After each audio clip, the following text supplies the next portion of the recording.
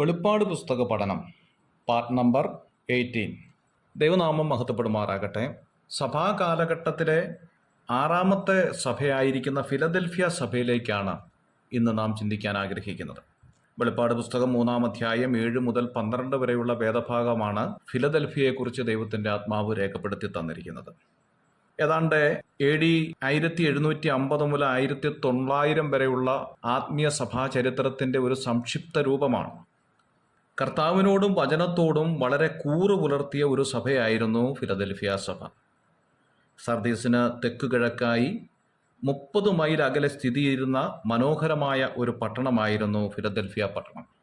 സ്മുർണയും ഫിലദൽഫിയയും മാത്രമാണ് കർത്താവിൻ്റെ കുറ്റാരോപണത്തിൽ നിന്നും വിമുക്തി നേടിയിരിക്കുന്നത്.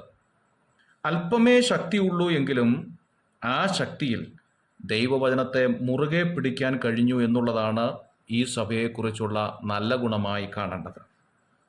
ഫിലദൽഫിയ പട്ടണത്തിലെ പ്രധാന കൃഷി മുന്തിരിത്തോട്ടമായിരുന്നു എന്ന് നമുക്ക് കാണാൻ സാധിക്കും. ഫിലദൽഫിയ എന്ന വാക്കിൻ്റെ അർത്ഥം സഹോദര സ്നേഹം എന്നാണ്.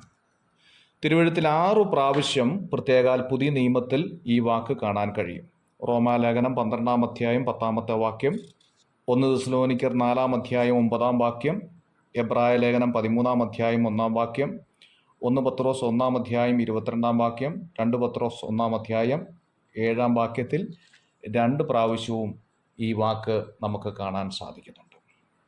AD 17 ഫിലദൽഫിയ പട്ടണം പണി കഴിപ്പിച്ചു എന്നാണ് വിശ്വസിക്കുന്നത്.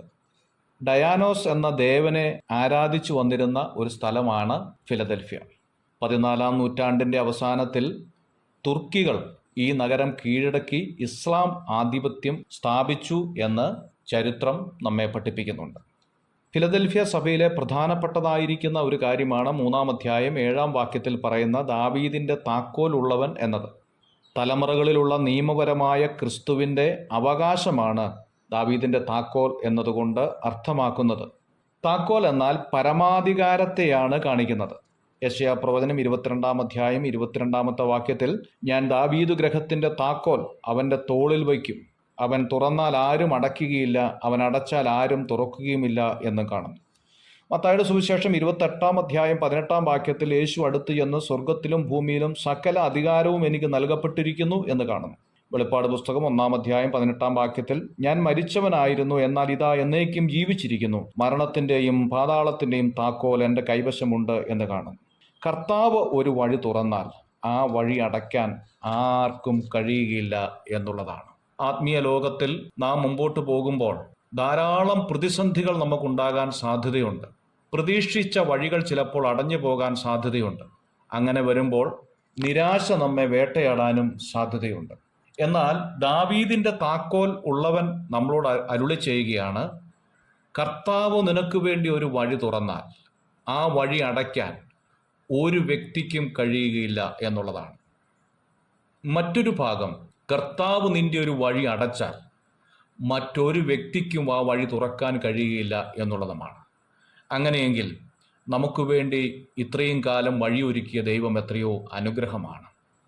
ഇസ്രായേൽ മക്കൾ മിസ്രയീമിൽ നിന്ന് പുറപ്പെട്ടു വരുമ്പോൾ അവർ ചെങ്കടലിൻ്റെ മുമ്പിൽ ഭയപ്പെട്ട് നിന്നുപോയി. എന്നാൽ ചെങ്കടലിലൂടെ വഴിയൊരുക്കിയവനായ ദൈവമാണ്. ആ വഴി അവിടെ അപ്പോൾ ഒരുക്കിയതല്ല, ദൈവം മുന്നമേ പ്ലാൻ കണ്ടു, വെള്ളം കൊണ്ട് ആ വഴി മൂടിയിട്ടു എന്ന് വേണം മനസ്സിലാക്കാൻ.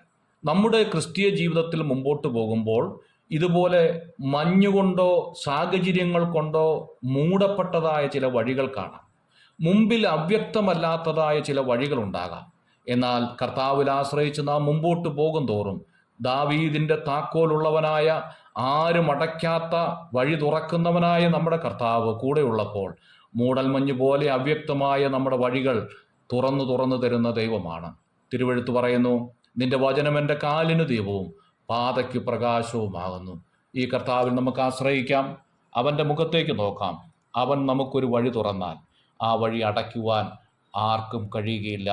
ദാവീദിൻ്റെ താക്കോലുള്ള പരമാധികാരിയാണ് നമ്മുടെ കർത്താവ്. God bless you.